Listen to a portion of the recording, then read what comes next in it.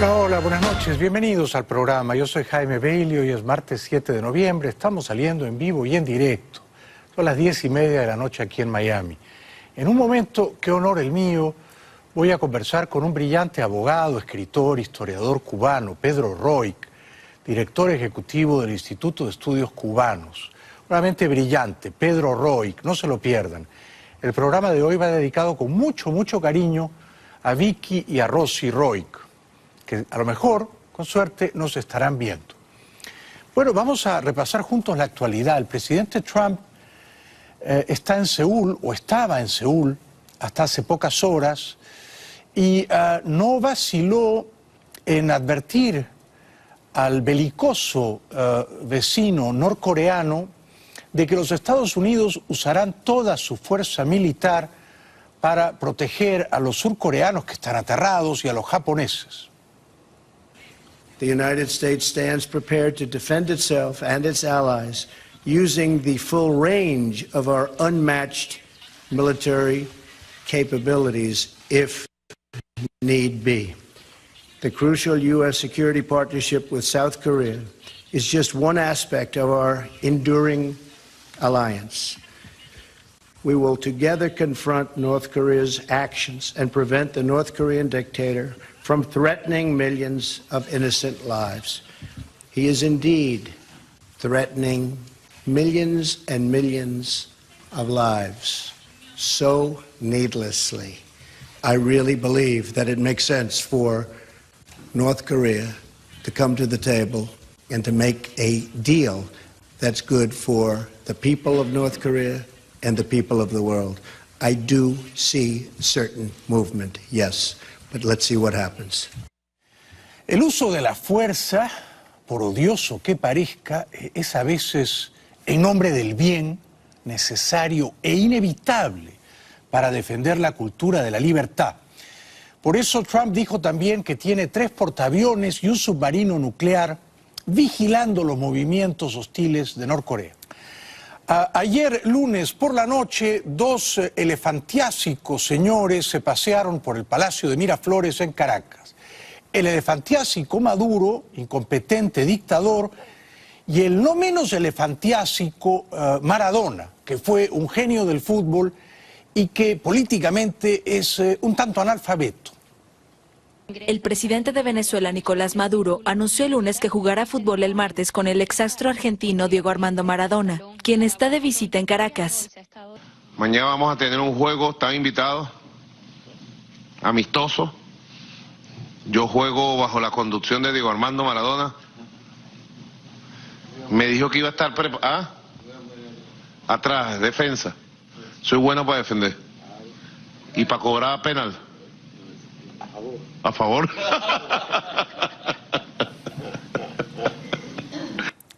Maduro se ríe, Maduro dice que es bueno para cobrar penales o penaltis, como dicen en España. Maradona es bueno para cobrar dólares o euros, por eso está en Caracas, ha ido a cobrar. Firmó un contrato con Telesur, que es una cadena que no ve nadie, que virtualmente no existe, para comentar el próximo año desde Rusia, y a cambio de una millonada, el Mundial de Fútbol. Maradona vestía una camisa colorada que seguramente fue antes una carpa de la Cruz Roja. Y con gran jactancia, y pasando por alto que el pueblo venezolano se muere de hambre, y él ha ido allí a engordar sus bolsillos, Maradona anunció este acuerdo tan conveniente para él. En este momento el jefe de Estado venezolano ya se encuentra en el Salón Carabobo y le indica a Diego Armando Maradona quiénes son las personas presentes en este salón, quienes han estado reunidos desde horas de la tarde, analizando, debatiendo los proyectos que van a contribuir en las mejoras de las comunidades. Recordemos que en el mes de agosto Maradona ratificó su apoyo al gobierno de Nicolás Maduro con un mensaje publicado en las redes sociales. Bueno, Maradona recordó con mucha emoción la cumbre de Mar del Plata, hace ya más de una década, una cumbre en la que le tendieron una emboscada al entonces levemente despistado presidente Bush. Kirchner y Chávez principalmente le tendieron una emboscada tremenda de la que participó también, por supuesto, muy contento Maradona. Saludo a todo Venezuela, de verdad. Un saludo con el corazón. Ustedes no saben estar lejos de la patria en Dubái, pero mirar Telesur y escuchar noticias de Venezuela cuando son malas, nos vamos a caminar por la playa con ella. Cuando son buenas, no nos para nadie. Pero hoy acabamos de firmar con Patricia que vamos a hacer un programa desde Rusia. Desde Rusia. Para Telesur. ¿Cómo se va a llamar? De la mano del 10. De la mano del 10. Allá está Patricia Villegas. Bueno, y ahora sí habló, como les prometí, de las que él llama pretensiones imperialistas de Bush. Él dijo que en Mar del Plata Bush quería apoderarse de la riqueza de América Latina. Ya se sabe que políticamente Maradona es un observador con cierta miopía o astigmatismo. No podemos fiarnos de la nitidez de sus juicios. Recordaba, Nicolás, que el comandante, porque ellos llevaron mucha gente, pero mucha gente para hacer fósforo, para gritar nada más. Nosotros íbamos con una razón muy grande, la que dijo recién Nicolás. No dejar que se apoderen de nuestros países W. Bush. En la práctica, quien se apoderó de la riqueza venezolana fue con malévola astucia Fidel Castro, ¿no? Por supuesto, que colonizó mentalmente a su discípulo Chávez y que no ahorró toda clase de esfuerzos para saquear la riqueza venezolana, a día de hoy. Bueno, como una viuda condolida, hay que reconocer que en esto sí Maradona es una viuda leal a sus afectos, le envió un besito volado a su muertito, a su extinto Chávez. Y me acuerdo que nuestro querido comandante, del cual yo siempre lo recuerdo con un beso.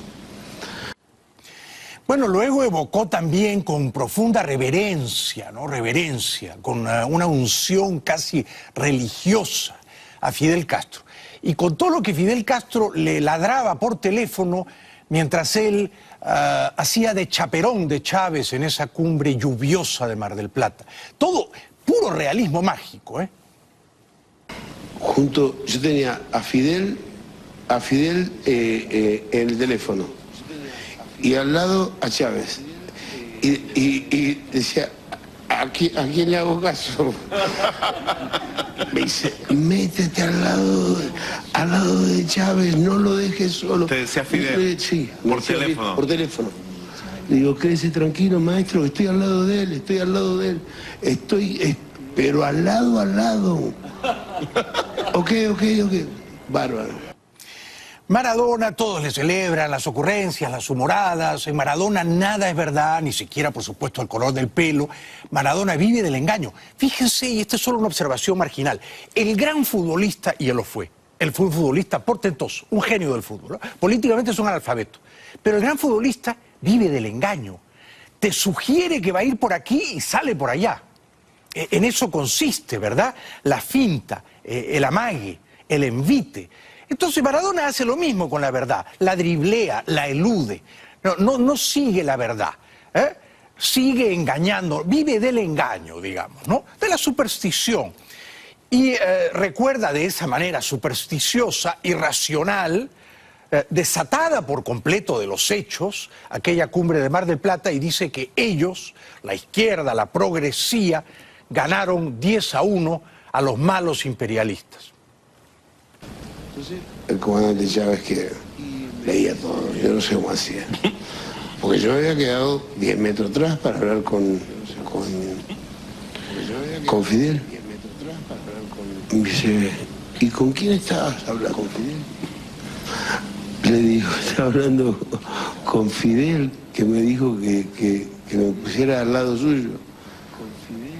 Que me dijo que... No, que me pusiera al lado suyo. Tú vienes conmigo, me agarró del brazo y entramos. Y empezó a llover. Empezó a llover, bueno, ese estadio estaba lleno. Ese estadio estaba, pero terrible.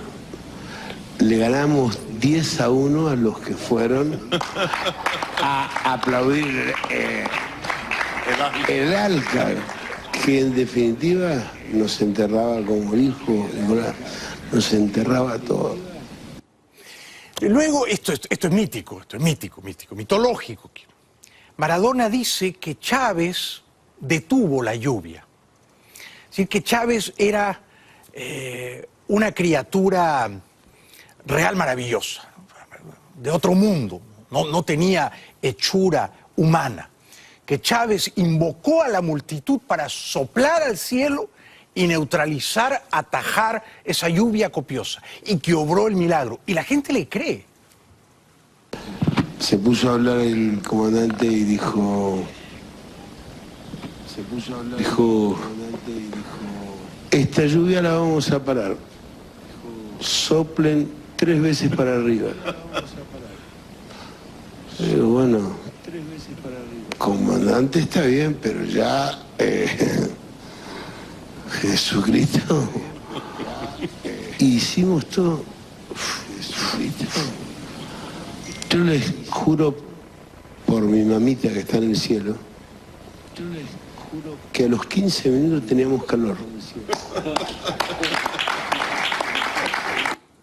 Bueno, todo esto es muy enternecedor, ¿no? Es profundamente enternecedor porque ya se sabe que las lluvias en algún momento se van a interrumpir, ¿no? Pero atribuirle eso a una suerte de poder, de prestidigitador de Chávez, es real maravilloso. Todo esto supera la razón, ¿no? Se instala en el territorio de la superstición, de la fantasía, ¿no? Bueno, es un territorio tan fértil en América Latina. Hoy, de nuevo, las dos elefantiásicas criaturas, pero ya de atuendo deportivo, profanaron el fútbol. La cancha de fútbol de la Policía Militar en el Fuerte Tiuna con el presidente Nicolás Maduro, quien acaba de llegar, recibido por Diego Armando Maradona, y en la cancha un juego en pleno desarrollo entre los componentes de la Fuerza Armada Nacional y también, por supuesto, lo que es el Ejecutivo. Entre ellos está participando el vicepresidente Tarek El Aissami, está como portero Carlos Guillén, el Grande Liga, el ex Grande Liga, el gobernador Rafael Lacaba también está de ese lado del campo y... Realmente las aptitudes o habilidades de Maduro para jugar al fútbol están gravemente en entredicho, ¿eh? Distintas lecturas, por supuesto, se le dan. Una de ellas es de cómo esta propuesta, cómo el gobierno revolucionario tiene el acercamiento, y no en la pasividad, sino en la actividad, el deporte dentro de sus deseos, dentro de sus ganas, dentro de su voluntad.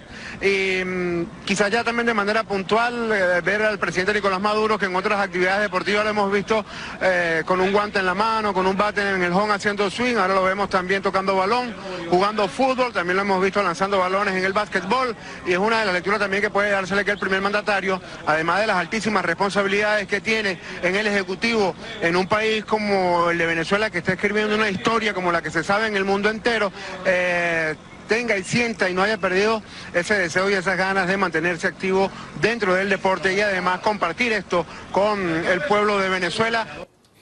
Lo de Maradona realmente es admirable porque va a Caracas, le cobra a Maduro de los pocos dólares que queda en Venezuela, y luego vuelve a Dubái y vive de la caridad de los príncipes sauditas, que Arabia Saudita es un lugar bastante reaccionario, o sea, no es un lugar donde las mujeres, por ejemplo, tienen los mismos derechos que los hombres, ¿no? No es un lugar moderno, progresista, que respeta los derechos humanos, no. es una monarquía bastante conservadora, bastante reaccionaria. O sea que Maradona huele el dinero y va a donde está el dinero. Este olfato no lo ha perdido los hábitos autodestructivos aquellos. Enhorabuena, pero el olfato por el dinero lo mantiene aguzado. Luego Maduro pateó al arco y el arquero, y esto verdaderamente es deplorable, ¿no? El arquero abre las piernas para facilitar el gol. Diego Armando Maradona, refiriéndonos un poco más a él, también tuvo reuniones con el canal hermano Telesur. Había olvidado darle las gracias a los muchachos de Vive, son los medios de comunicación públicos que están acá también cubriendo esto. Y les decía que Diego Armando Maradona sostuvo reuniones con Telesur, donde llegó a un acuerdo para hacer un programa el próximo año 2018 en el Mundial de Rusia. ¿Qué clase de arquero es ese, por Dios? Que él mete la pelota. Es un arquero genuflexo, completamente de rodillas ante el dictador. Bueno, en 2 minutos más, porque viene el gran Pedro Roig, no se lo pierda, es un brillante abogado, historiador cubano. Ahora, la dictadura venezolana se ha ensañado con el buen Freddy Guevara, vicepresidente del Congreso legítimo, ¿no? Hoy la constituyente fraudulenta lo despojó de su inmunidad. En Venezuela, la Asamblea Nacional Constituyente ha dado luz verde al enjuiciamiento del opositor y primer vicepresidente del Parlamento, Freddy Guevara.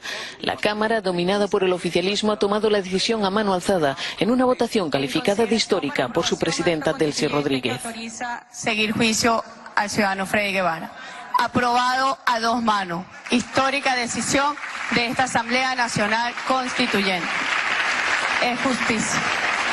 Refugiado en la Embajada de Chile en Caracas, Guevara grabó este vibrante mensaje. Esos usurpadores del Tribunal Supremo de Justicia y de la Fiscalía General me acusan de los delitos que no he cometido, pero motivados por unos hechos que yo reconozco. Yo sí llamé a la protesta, yo sí llamé a la calle y creo en la desobediencia civil. La convoqué y la volveré a convocar. Muy bien dicho. El matón Diosdado Cabello disparó también vitriolo contra el buen Freddy Guevara. Estos señores, porque yo quiero aclarar que no es Freddy Guevara solo. No creamos que porque se actúa contra Freddy Guevara ya se está haciendo justicia. No. En verdad no estamos actuando contra Freddy Guevara. Lo que se está haciendo es justicia por los actos que ha cometido Freddy Guevara, que son 2 cosas distintas. Si él fuese una persona responsable, que no lo es, estaría aquí hoy. Hoy lo invitó la directiva de la Asamblea Nacional Constituyente para que se defendiera. Jesús viniera para acá y dijera que esto es mentira lo que nosotros estamos diciendo, lo que está en evidencia. Y en esos 4 meses, mire, ellos juraron que esto se acababa. Su arrogancia los hizo creer que esto se acababa. Bueno, han liberado al preso político Goicoechea. John Goicoechea fue hoy a los estudios de Globovisión y dijo que para obtener su liberación hubo que negociar con agentes de la dictadura. No hay manera de soltar presos políticos en Venezuela sin hablar con el gobierno. No hay forma, porque los presos políticos son presos del gobierno. ¿Hay que hablar con el gobierno? Sí, por supuesto. Y además los presos políticos están ahí para ser mártires. No, los presos políticos están ahí para que los saquemos. Yo tenía 2 opciones, Vladimir. Yo tenía 2 opciones que a lo largo del tiempo trabajé. Una era, y gracias a la presión diplomática, gracias a esa presión, y gracias a la presión política, gracias a la presión de los periodistas, gracias a la presión de Amnistía Internacional, del Foro Penal, de las ONG dedicadas a esto, tenía esas 2 opciones. Hay muchos que ni siquiera la tienen, porque están ahí olvidados. Yo tenía la opción de irme del país, o tenía la opción de quedarme aquí en Venezuela, a pelear dentro del camino que hay, que está planteado, que es el camino electoral. Yo entiendo las deficiencias del camino electoral, pero son 1000 veces preferibles a irme del país. Bueno, yo creo que Goicoechea es muy inteligente y es muy valiente, tiene un gran futuro político y dijo que a pesar de que en la Venezuela chavista las elecciones siempre son amañadas, él defiende la conveniencia de ir a votar. El camino que nosotros tenemos en este momento es ese, el voto. Pues yo no tengo armas, Vladimir. Y el voto tiene problemas, hubo fraude. ¿Hay fraude en Venezuela? Sí, sí hay. ¿Hay condiciones electorales que hacen imposible ganar en algunas partes del país? Sí hay. Claro que hay. Hay que luchar por las condiciones electorales y hay que luchar porque el Consejo Nacional Electoral tome la posición que tiene que tomar, que es la posición de árbitro. Por supuesto que sí. Los argumentos de voluntad popular, los argumentos de primera justicia, los argumentos de tanta gente que se está cuestionando estas elecciones son válidos, porque sí hay un fraude en Venezuela. Para terminar, hay dos ejércitos, dos fuerzas militares que desvelan al presidente Trump. Por supuesto, la amenaza nuclear de Norcorea. También esta milicia venezolana.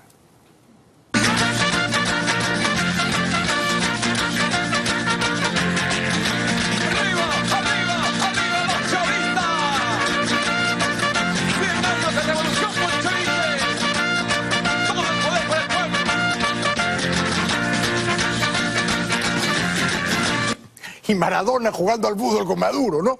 Regresamos después de la pausa con un gran abogado, historiador, escritor cubano, Pedro Roig. No se lo pierdan. Me encanta decirles que hoy tenemos a un invitado de lujo. Es un gran cubano, un cubano admirable, abogado, escritor, historiador, Pedro Roig, comprometido desde siempre y arriesgando su vida cuando fue necesario con la causa de la libertad de su país, director ejecutivo del Instituto de Estudios Cubanos. Bienvenido, Pedro, gracias por estar aquí. Muchas gracias, Jaime, por tenerme en tu programa. Es un placer y es un honor. ¿Tú crees que es verdad que la dictadura cubana deliberadamente quiso dejar sordos a los diplomáticos de Estados Unidos? No. ¿Qué crees que pasó? Yo creo que eso fue un proyecto que se malogró, se hace constantemente en el mundo, en donde tratan de penetrar, descifrar lo que las computadoras, en el lugar que ellos están poniéndole la señal, saber lo que están enviándose, los mensajes dentro de la embajada hacia Washington o entre las embajadas. Querían hackear las computadoras. Esa es la palabra. Y el daño colateral fue que el sonido de esos equipos no se escucha, igual que los perros escuchan sonidos que el ser humano no escucha, pues está por encima de los 20 y por más o menos creo que son 4.000 decibeles, pero básicamente fue, de acuerdo como yo lo veo, equipos defectuosos y mal entrenados los que lo usaban. Definitivamente era sobre los equipos de transmisión, de comunicación, sobre todo las computadoras, un hackeo. ¿Los hackers eran cubanos, presumiblemente? Mira, en Cuba pueden ser, o sea, el que haya sido, los que hayan sido, porque tomó meses, y tuvieron varios meses en eso, son oficiales dirigidos por el Ministerio del Interior de Cuba. En Cuba no se mueve absolutamente nada que ellos no lo sepan, porque la estructura del régimen tiene los comités de defensa que en cada barrio hay un comité que te vigila toda la actividad de los vecinos, de manera que no existe la posibilidad de que esto haya ocurrido sin la participación del Ministerio del Interior. Ahora, si el propósito era hackear las computadoras de los norteamericanos en la embajada, pero terminaron volviéndolos medio sordos, ¿el régimen cubano se estará lamentando? Es decir, ¿el resultado fue inconveniente para ellos? Absolutamente. Absolutamente, y nosotros vamos a ir viendo en los próximos días, tal vez en las próximas horas, hay un anuncio de la Casa Blanca que sabremos mañana, porque los tienen bastante... Sí, lo han anunciado para esta semana. Para esta semana y se espera que sea mañana.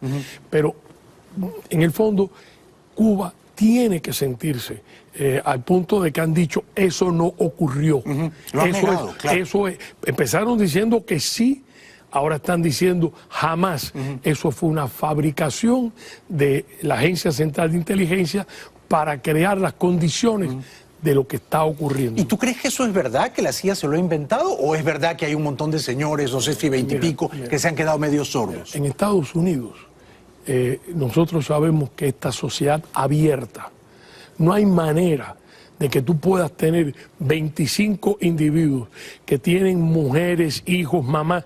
Es una conspiración demasiado grande. O sea, es verdad que se han quedado medio sordos. Claro que lo tienen. Claro. El problema es que Cuba pide acceso a la información médica y eso es privado. Claro. En Estados Unidos tienes que ser muy cuidadoso los hospitales y los médicos, cómo manejan lo que estén tratando con el paciente. ¿Qué debe hacer y sobre todo qué no debe hacer Trump para lidiar inteligentemente con esta crisis? Mira, lo que ha ocurrido en los últimos años nos dice que la política exterior americana en relación a Cuba ha tenido grados enormes de incoherencia. Y el resultado es la burla que hizo el régimen con el propio Obama. Obama le extendió la mano y Cuba le mordió la mano. Porque en el momento en que estaban haciendo Obama el acercamiento, ya había comenzado el hackeo. El programa de hackeo. De las computadoras. Qué manera de agradecerlo. Exacto. Y al mismo tiempo, Cuba continúa con estrechos lazos con Irán y, por supuesto, controlando Venezuela. Exacto. Los cubanos controlan Venezuela y en este momento se han sumado al tráfico de drogas. ¿Qué represalia sería justa, proporcional por parte del gobierno de Trump, en tu opinión? Mira, yo creo que yo la palabra represalia no la usaría. ¿Cuál usarías tú? Yo pienso que es una política de cerrarle los elementos que le dan oxígeno, estamos hablando financieramente, a un gobierno que es una dictadura militar que controla todos los medios de la economía cubana. Hay la gran corporación Gaesa, dirigida por el antiguo yerno Luis Alberto Rodríguez López Calleja, que estuvo casado con su hija Débora, pero el cual Raúl ha depositado una enorme confianza. López Calleja es el zar de la economía cubana. Es el zar de la economía cubana. El zar de la economía cubana. Y lo que vamos a ir viendo es rectificar los errores de la política de Obama. Te ruego que me ayudes a entender esto, porque escucho versiones dispares. Cuando yo pregunto, a ver, tenemos un problema, queremos que Trump ayude a restaurar la libertad en Cuba y en Venezuela. Pero ¿por dónde hay que comenzar? Porque a veces dicen, bueno, si uno quiere tumbar a Maduro, lo primero que hay que hacer es arreglarse con Raúl Castro. Raúl Castro está dispuesto a entregar a Maduro en aras de... La respuesta es no. A ver, ¿qué piensas tú? ¿Por dónde se comienza? Mira, hay que comenzar por Cuba. Porque en este momento tenemos una gerontocracia que los más jóvenes transitan ya por los 84, 85 años. Entonces ellos están tratando de entrar en un proceso de sucesión. Pero ¿qué es lo que dejan como herencia? Un país en ruinas. O sea, la herencia de la Revolución Cubana es un parásito. ¿Qué es lo que es la revolución? Políticamente una dictadura militar, económicamente un parásito que ha tenido que vivir de subsidios. La situación de Cuba, que pensaban que iba a continuar la política de Obama con la candidata demócrata Hillary Clinton, en una de esas vueltas, le pudiéramos decir, le apareció el cisne negro, que nadie lo esperaba. Negro, la elección de Trump, exactamente. Entonces, al punto que se murió Fidel, al poco, ¿no? Y tienes ahí otro elemento. En la sucesión, el vacío que deja Fidel Castro no lo ha podido llenar nadie en Cuba. Y con la salida, estoy hablando no solo que ahora va a ser en febrero, van a entregarle el mando, el poder, la presidencia, no el poder, la presidencia al teniente coronel Díaz-Canel. Miguel Díaz-Canel. A Miguel Díaz-Canel, que es teniente coronel de las Fuerzas Armadas, lo están preparando para ese inicio de un proceso de sucesión. Entre paréntesis, Díaz-Canel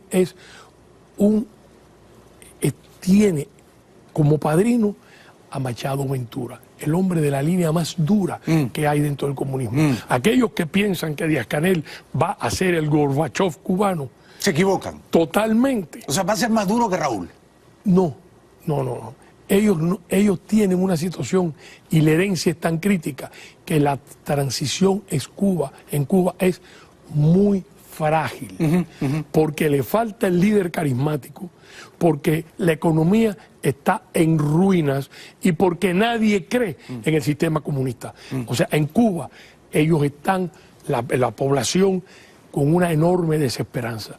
Lo que ocurre, y ha ocurrido en los países que fueron satélites de la Unión Soviética, el cambio mental, el daño antropológico, el tener que vivir con una doble cara, ha desarrollado todo un mecanismo en donde los conceptos éticos, la conducta ética, va a hacer falta varias generaciones para poder regresar, porque se han acostumbrado a robarle al gobierno.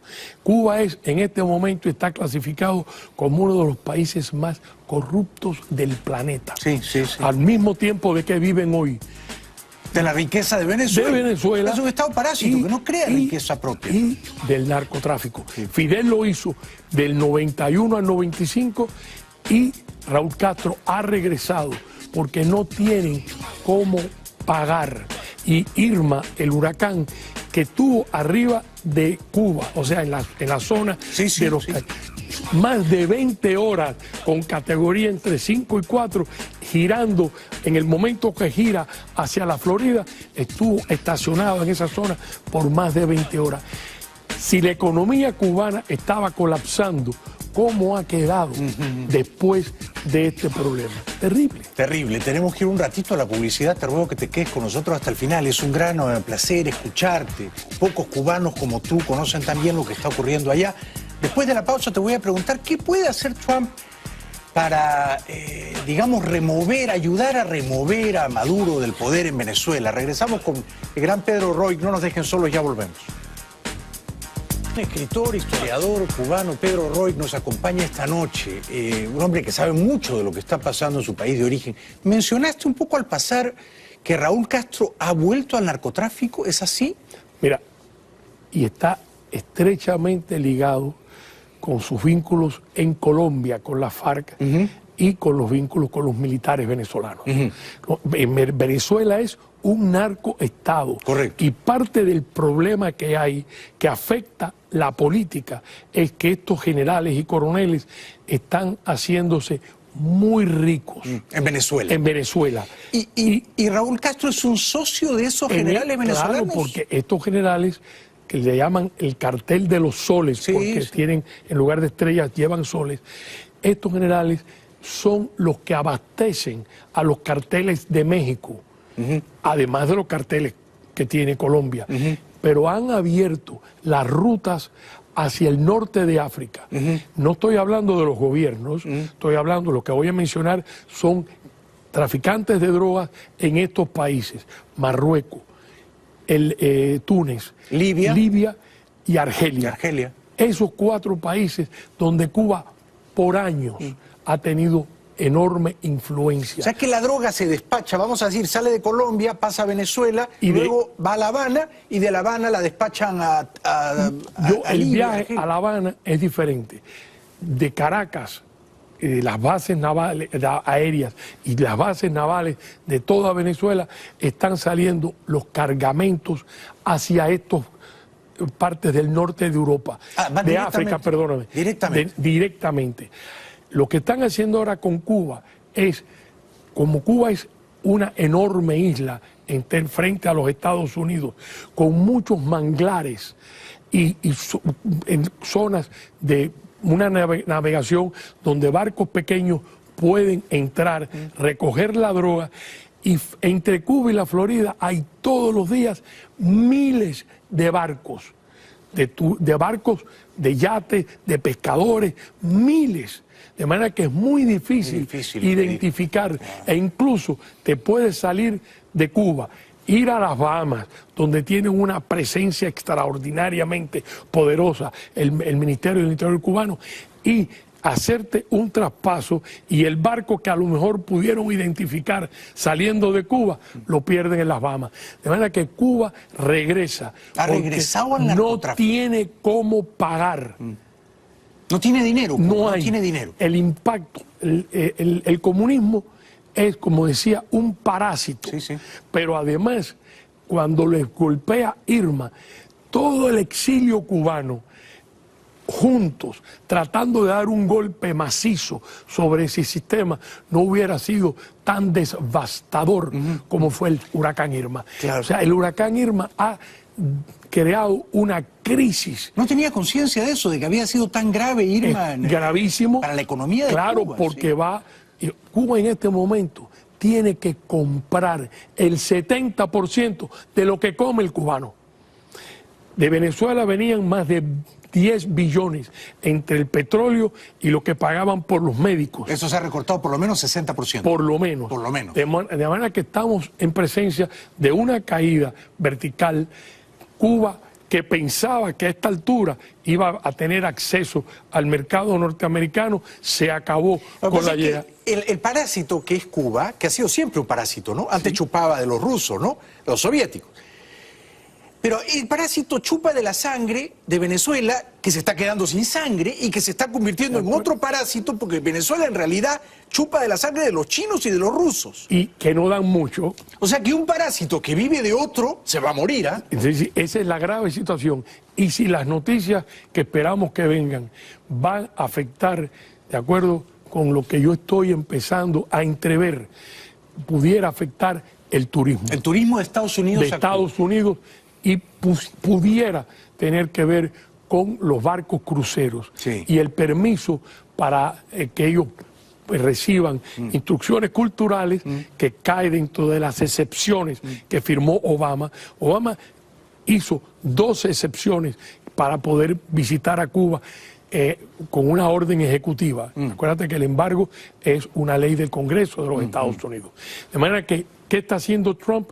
Poco a poco, como una cebolla, está desmantelando, quitándole a esa cebolla sus partes para dejarlo, y lo estamos viendo y lo vamos a ver probablemente mañana entre esta noticia. Que van a tratar de, digamos... Oye, a lo mejor no es esto. Bueno, yo sospecho está bien, que viene por cuestiones de la inmigración, o sea, de los viajes turísticos a Cuba. ¿El turismo le está dejando mucho dinero a Cuba? ¿Les ha funcionado esa carta? Mira, el turismo deja el 20% de lo que el turista paga. O sea, por cada dólar pueden quedar libres, porque tienen que darle alimentos, bebidas, cambiar todo el proceso del mantenimiento de los hoteles. Un 20, un 25%. Es bastante, bastante. Pero es el peaje para la final, dictadura.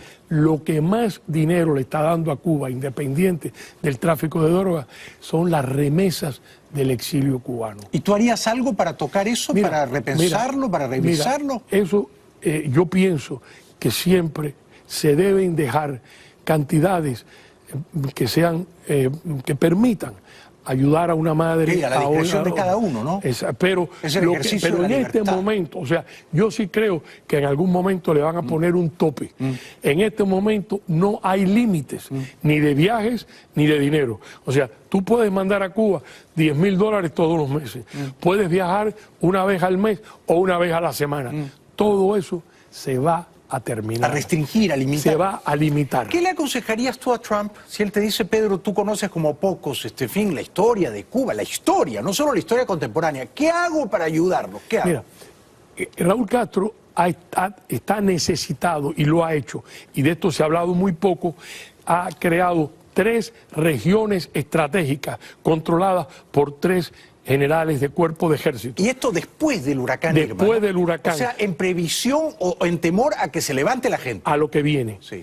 Porque las manifestaciones ya están en la calle, están controladas, pero eso se les pudiera ir de la mano. ¿Qué crees que puede ocurrir? ¿Un desborde popular?